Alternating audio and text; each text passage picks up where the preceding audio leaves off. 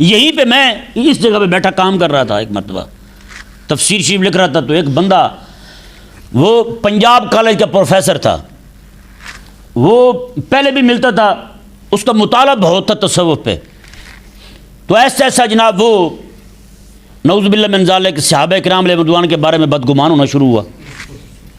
مجھے پتہ نہیں تھا، مجھے کافی عرصے بعد ملنے کے لیے یہاں آیا، تو یہاں آ کے وہ باتیں شروع کی اس نے ادھر ادھر کی سناتے، تو حضرت امیر معاویہ رضی اللہ تعالیٰ عنہ کے بارے میں مجھے اس کی بات میں نہ کوئی بدبو آئی کہ یہ کوئی بدتمیزی کر رہا ہے۔ میں نے اس سے پوچھا، تم حضرت امیر معاویہ رضی اللہ تعالیٰ عنہ کے ایمان کے بارے میں کیا کہتے ہو؟ آگے کہنے لگا جی میں نہ انہیں کافر کہتا ہوں نہ مسلمان کہتا ہوں، توقف کرتا ہوں ان کے ایمان کے بارے میں۔ نعوذ باللہ من ذالک، میں نے تو یہ سنی نہ بات، قسم خدا کی پورے جسم میں بجلی کوند گئی۔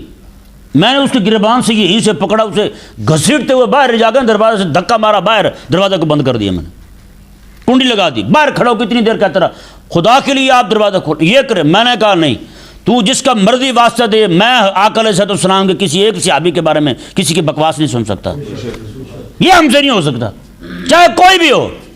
وہ پروفیسر ہے پنجاب کالج کا، گھسیٹتے ہوئے میں لے گئے، سامنے قرآن ہے میرے، گھسیٹتے ہوئے لے کے باہر سے دھکا مارا، اسے دروازے کنڈی لگا دی۔ پھر جناب کچھ دنوں بعد، بلکہ اسی دن ہی ایک بندہ لڑکا آیا جس کے ساتھ وہ پہلے آیا تھا، ڈھونڈتے مجھے یہاں پہلی بار آیا اور آخری بار آیا تھا، وہ آیا میرے پاس، کہنے لگا جی وہ کہہ رہا ہے کہ آپ مجھے معاف کر دیں۔ میں نے کہا کیا معاف کرنا، خدا تعالیٰ سے معافی مانگے، آقا علیہ السلام سے معافی مانگے، ہیں جن کا وہ مجرم ہے، حضور کے صحابی سے معافی مانگے جن کا مجرم ہے وہ۔ تو وہ کہنے لگا جی وہ آپ کے پاس آ کے نا آپ کے سامنے توبہ کرنا چاہتا ہے وہ۔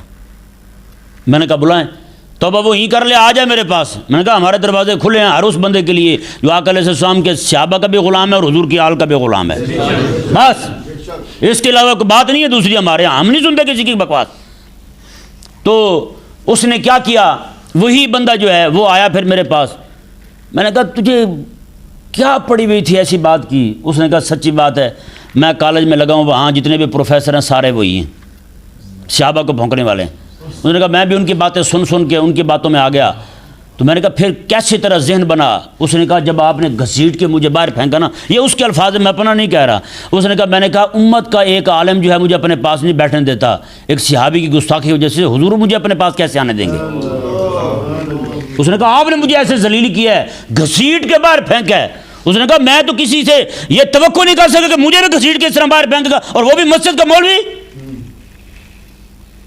میں نے کہا حضور کی اور آقا علیہ السلام کے صحابہ کی بات ہے تو ہم سے یہ بغیرتی نہیں ہوتی ہم سے۔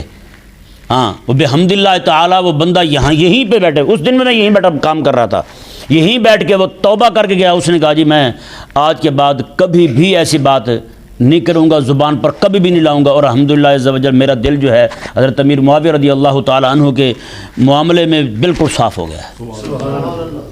مجھے کہنے لگا ممکن ہے آپ دلائل دیتے تو میں بھی آپ کو آگے سے دلائل دیتا، ہیں آپ دلائل دیتے تو میں بھی آپ کو دلائل دیتا، آگے سے میں بھی باتیں کرتا، بات ہو جاتی لمبی چوڑی، ممکن ہے میں نہ مانتا۔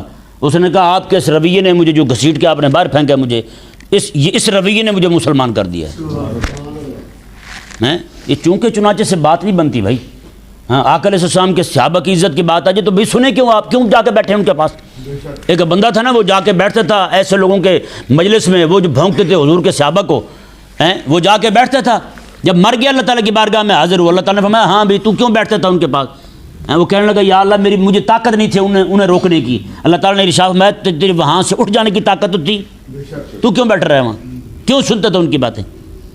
تو اس لیے اپنے پلے باندھ لیں یہ بات، کبھی بھی کسی دین دشمن کی بات نہ سنیں، کبھی بھی کسی بے دین کی بات نہ سنیں۔ ان کی باتیں سننے والا بندہ بھی بے دین ہو جاتا ہے۔ رب نے قرآن میں فرما دیا انکم اذا مثلہم، پھر تم بھی ان جیسے ہو جاؤ گے۔